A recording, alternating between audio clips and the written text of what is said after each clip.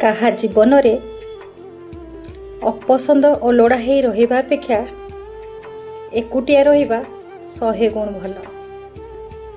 ସବୁବେଳେ ଗୋଟେ ଜିନିଷ ସାଙ୍ଗମାନେ ଦେଖିବେ, ସତ୍ୟର ଡଙ୍ଗା ହଲିବ ଦୋହଲିବ, ହେଲେ ଏଇଟା ନିଶ୍ଚିନ୍ତ ଯେ କେବେ ବୁଡ଼ିବା ପାଇଁ ଦେବନି।